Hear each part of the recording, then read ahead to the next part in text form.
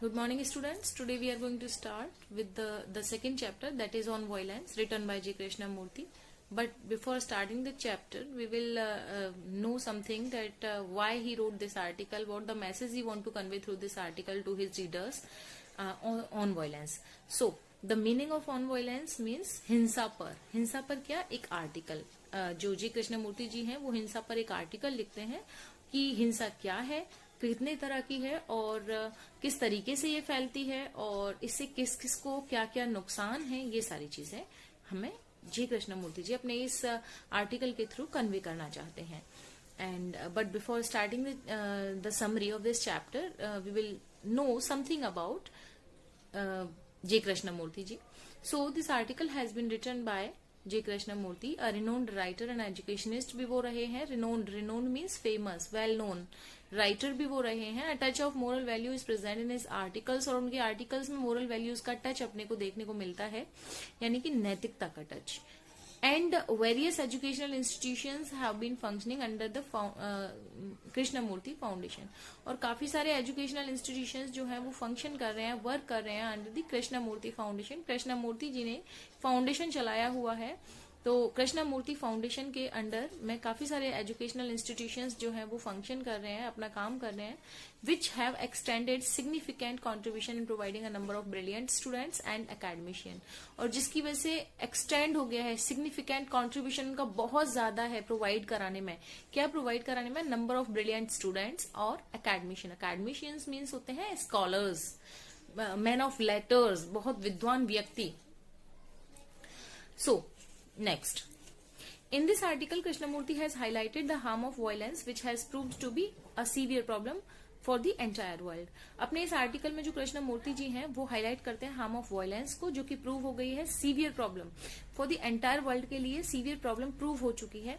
And violence is spread in the form of physical violence as well as inward violence. और जो violence है ये spread होता है दो फॉर्म में.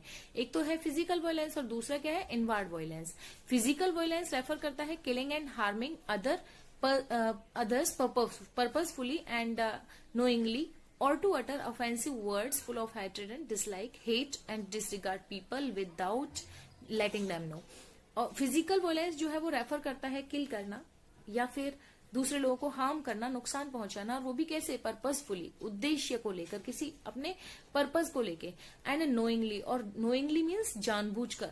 एंड और टू अटर ऑफेंसिव वर्ड्स, और ऑफेंसिव वर्ड्स ऐसे वर्ड्स जो कि वैल्यूएबल ना हो, बेकार गंदे शब्दों को अटर करना, दूसरे लोगों को बोलना जो कि full of hatred and dislike हो, जो कि घृणा से भरे हुए हों, जिनको कोई पसंद ना करता हो, ऐसे शब्दों को बोलना.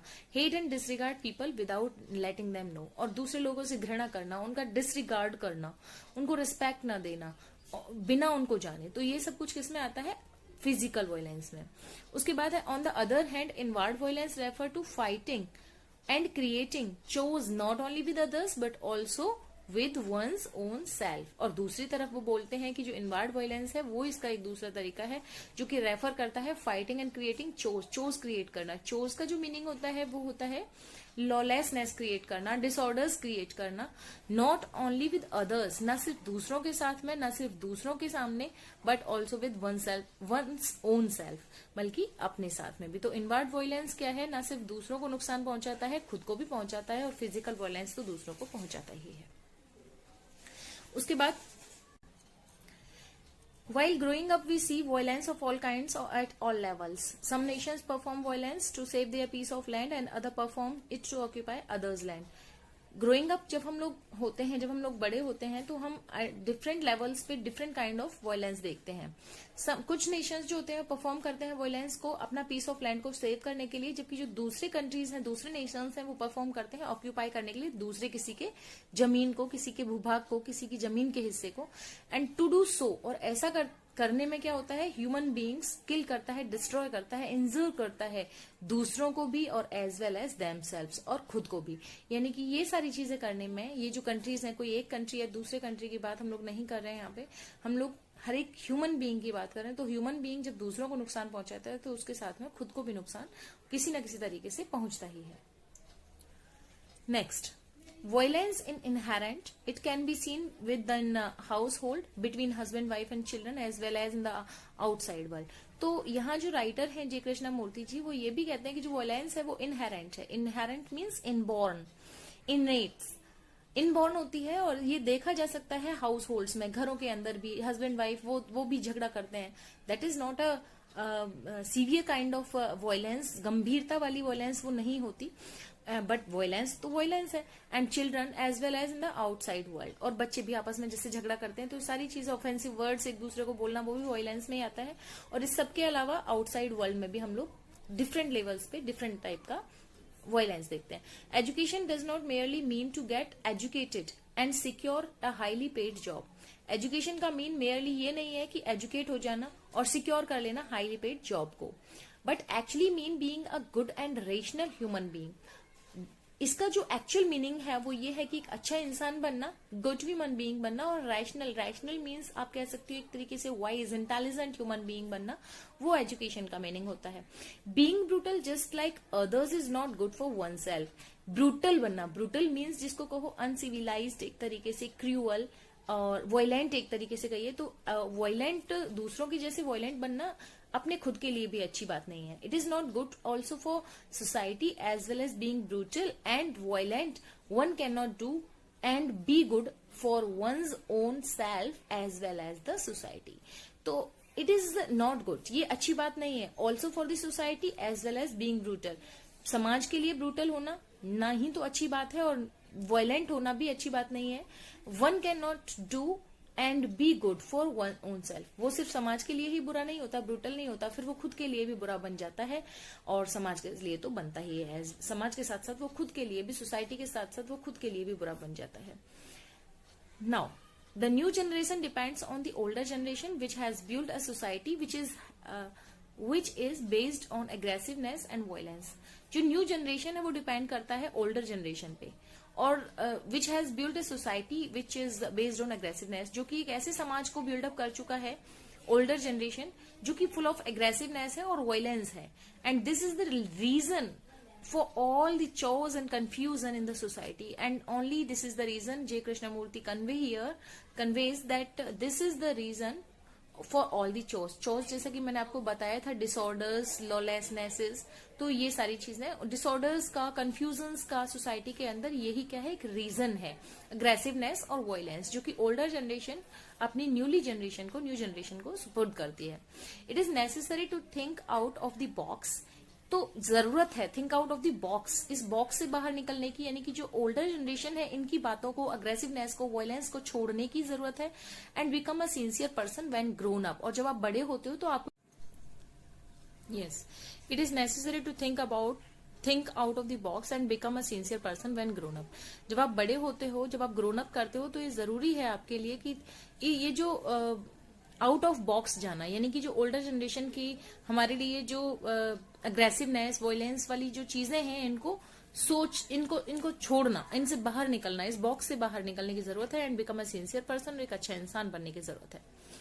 It is important to remember that having high degrees of qualification and seeking a top level job is not important, are not the only requisites of leading a good life. तो यहाँ जो राइटर है वो बोलते हैं कि ये जरूरी नहीं है, ध्यान रखिए कि जरूरी नहीं है कि आपके पास अगर हाई डिग्री ऑफ क्वालिफिकेशंस है, क्वालिफिकेशंस के हाई डिग्रीज हैं और आपके पास एक टॉप लेवल का जॉब है, तो आप एक गुड लाइफ को, एक अच्छी लाइफ को एंजॉय कर सकते हैं, लीड कर सकते हैं. That is not important.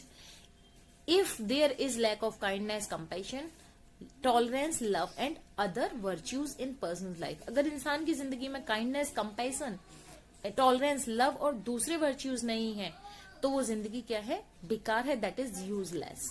Such degrees and positions are of no use. तो without these qualities, without these virtues, ऐसे इंसान की जिंदगी, उसकी डिग्री, उसकी पोजीशन किसी भी यूज के नहीं है, वो यूजलेस है. नाउ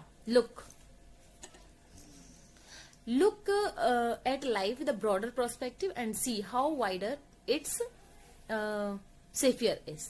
तो यहाँ राइटर कहते हैं कि एक ब्रॉडर पर्सपेक्टिव को आप देखिए, लाइफ के एक ब्रॉडर पर्सपेक्टिव को आप देखिए, और फिर देखिए कि इसका जो सैफियर है, इसके जो स्पेस है इसका वो कितना ज्यादा वाइड है।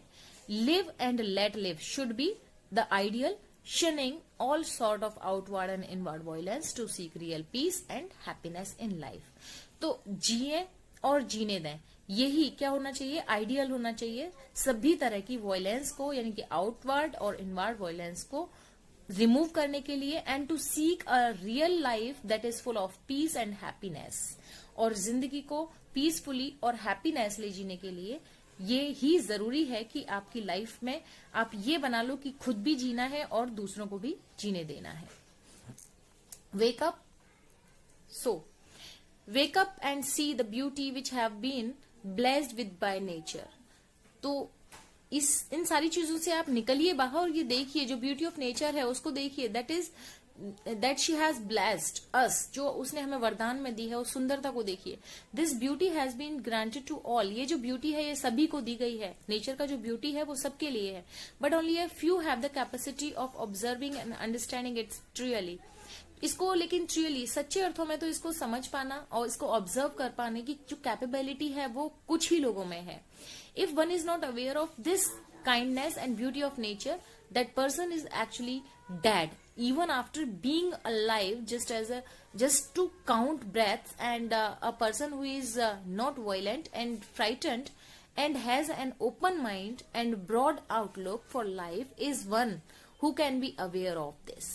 यानी कि जो राइटर है वो यहाँ ये कहते हैं कि if one is not aware of this kindness and beauty of nature, अगर कोई इंसान के अंदर काइंडनेस नहीं है, उसको ब्यूटी जो नेचर का ब्यूटी है उससे लगाव नहीं है, so that person is actually dead. तो उस इंसान को यहाँ जो राइटर है वो बोलते हैं कि वो तो वास्तव में मरा हुआ है, उसको मरा हुआ समझ लेना चाहिए, इवन आफ्टर बीइंग अलाइव, जिंदा होते हुए भी। तो वो कहते हैं कि ही जस्ट काउंट ब्रेथ्स, वो तो सिर्फ सांस ले रहा है। And a person who is not violent and frightened and has an open mind, और उस व्यक्ति के लिए जो कि वायलेंट नहीं है, फ्राइटेंड नहीं है, ना तो डरता है ना किसी को डराता है, हैज एन ओपन माइंड, और उसका ओपन माइंड है, ब्रॉड आउटलुक है लाइफ के लिए, so that who can be aware of this, और जो इस चीज से अवेयर हो सकता है, यानी कि जो नेचर की ब्यूटी है वो ही इंसान, ऐसा ही व्यक्ति nature of beauty of nature से अवेयर हो सकता है। This change in state of mind is the real objective of education. तो यहाँ जो राइटर हैं जी कृष्णमूर्ति जी, वो अपनी लास्ट लाइन जो कि बहुत ज्यादा इंपॉर्टेंट है उसमें बताते हैं कि यही जो चेंज है, कैसा चेंज, अपने अंदर काइंडनेस लाना, जो ब्यूटी ऑफ नेचर है उसको देखना, तो यही स्टेट ऑफ माइंड में इन चेंजेस का आना ही रियल ऑब्जेक्टिव है एजुकेशन का। शिक्षा का जो वास्तविक उद्देश्य है वो यही है कि व्यक्ति के अंदर परिवर्तन लाए। तो परिवर्तन क्या है, शिक्षा का एक ऑब्जेक्टिव है, उसका मोटिव है, उसका लक्ष्य है। तो through his article J Krishnamurti only want to convey that we should change our state of mind, we should be aware with the beauty of nature, and we should keep kindness, tolerance, love and use other virtues toward others. दूसरे लोगों के लिए हमें अपनी इन सारी qualities को use